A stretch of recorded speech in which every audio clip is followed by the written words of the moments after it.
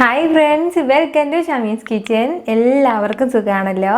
ഇന്ന് നമ്മൾ തയ്യാറാക്കുന്നത് ഒരു സ്പെഷ്യൽ റെസിപ്പിയാണ്. നമുക്കെല്ലാവർക്കും ഒരുപാട് ഇഷ്ടമാവുന്ന നല്ലൊരു വെണ്ടയ്ക്ക ഫ്രൈ ആണ്. ഇത് വൈകുന്നേരങ്ങളിൽ വെറുതെ കഴിക്കാനാണെങ്കിലും അല്ലാന്നുണ്ടെങ്കിൽ ചോറിൻ്റെ കൂടെ കഴിക്കാനൊക്കെ നല്ല ബെസ്റ്റ് കോമ്പിനേഷൻ ആയിട്ടുള്ള ഒന്നാണിത്. എന്നാൽ ശരി, ഇതെങ്ങനെ ഉണ്ടാക്കുന്നതെന്ന് നോക്കാം. നമ്മുടെ ഷമീസ് കിച്ചൻ ചാനൽ ഇതുവരെ സബ്സ്ക്രൈബ് ചെയ്യാത്തവരുണ്ടെങ്കിൽ ആ കാണുന്ന റെഡ് ബട്ടൺ ഒന്ന് ക്ലിക്ക് ചെയ്ത് സബ്സ്ക്രൈബ് ചെയ്തേക്കണേ. കൂടെ തന്നെ തൊട്ടടുത്തുള്ള ബെല്ലൈക്കൻ കൂടി ഒന്ന് ക്ലിക്ക് ചെയ്തേക്കണം. എങ്കിൽ പിന്നെ ഞാൻ അപ്ലോഡ് ചെയ്യുന്ന ഒരു വീഡിയോസ് മിസ്സാക്കാതെ നിങ്ങൾക്ക് നോട്ടിഫിക്കേഷൻ ലഭിക്കുന്നതായിരിക്കും. അപ്പോൾ നമ്മുടെ വെണ്ടയ്ക്ക ഫ്രൈ തയ്യാറാക്കി എടുക്കാൻ വേണ്ടിയിട്ട് ഞാനിപ്പോൾ കുറച്ച് വെണ്ടയ്ക്ക എടുത്തിട്ടുണ്ട്. 300 ഗ്രാം വെണ്ടയ്ക്കയാണിത്. എപ്പോഴും വെണ്ടയ്ക്ക ഫ്രൈ തയ്യാറാക്കി എടുക്കാൻ വേണ്ടിയിട്ട് നല്ല ഇളം വെണ്ടയ്ക്ക വേണം നോക്കി എടുക്കാനായിട്ട്. അങ്ങനത്തെ വെണ്ടയ്ക്കയാണ് എടുത്തിട്ടുള്ളത്. ഇനി നമുക്കിത് ഇഷ്ടമുള്ള രീതിയിലൊന്ന് കട്ട് ചെയ്ത് എടുക്കാം.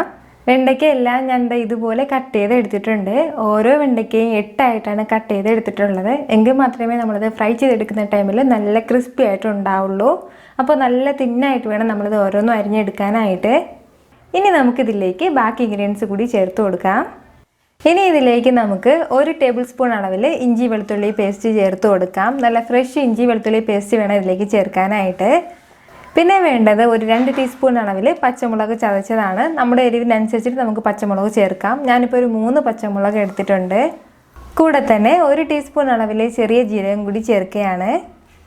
ഇനി ഒരു 1/4 ടീസ്പൂൺ അളവിൽ മഞ്ഞൾപ്പൊടി, കൂടെ തന്നെ 1 ടീസ്പൂൺ മുളക് പൊടി, 1/2 ടീസ്പൂൺ അളവിൽ പെരിഞ്ജീരകം പൊടിച്ചത് കൂടി.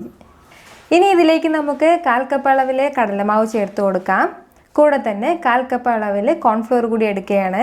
അപ്പോൾ കോൺഫ്ലോർ ഇല്ലാന്നുണ്ടെങ്കിൽ പകരം നമുക്ക് അരിപ്പൊടിയോ അല്ലാന്നുണ്ടെങ്കിൽ മൈദാമാവോ ചേർത്താൽ മതിയാവും. ഇനി ഇതിലേക്ക് നമുക്ക് ആവശ്യത്തിനുള്ള ഉപ്പ് കൂടി ചേർത്ത് കൊടുത്തിട്ട് ഇത് നല്ലതുപോലെ ഒന്ന് മിക്സ് ചെയ്ത് എടുക്കാം. മാക്സിമം വെള്ളമൊന്നും ചേർക്കാതെ വേണം നമ്മളിത് മിക്സ് ചെയ്ത് എടുക്കാൻ വേണ്ടിയിട്ട്. എങ്ങാനും വെള്ളം വേണമെന്നുണ്ടെങ്കിൽ ഒരു 2 ടീസ്പൂൺ അളവിൽ മാത്രം വെള്ളം ചേർത്ത് കൊടുത്തിട്ട് ഇത് നല്ലതുപോലെ ഒന്ന് മിക്സ് ചെയ്ത് എടുക്കാം. വെള്ളം കൂടി പോകരുത്. ഞാനിപ്പോൾ ഇതുപോലെ എല്ലാം മിക്സ് ചെയ്ത് എടുത്തിട്ടുണ്ട്. ഇനി നമുക്ക് ഓയിലിലേക്ക് ഇട്ടിട്ട് ഫ്രൈ ചെയ്ത് എടുക്കണം.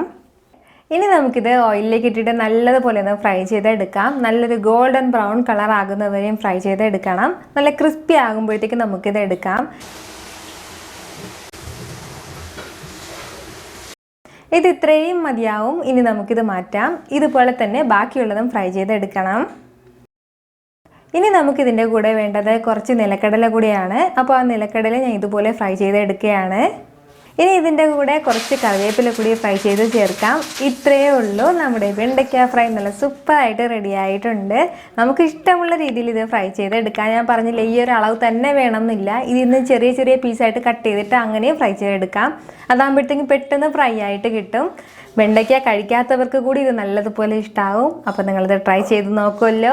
ഈ വീഡിയോ നിങ്ങൾക്ക് ഇഷ്ടമായാൽ ലൈക്ക് ചെയ്യാനും ഇത് മറ്റുള്ളവർ കാണണമെന്ന് ആഗ്രഹിക്കുന്നുണ്ടെങ്കിൽ ഷെയർ ചെയ്യാനും സബ്സ്ക്രൈബ് ചെയ്യാനും മറക്കരുത്.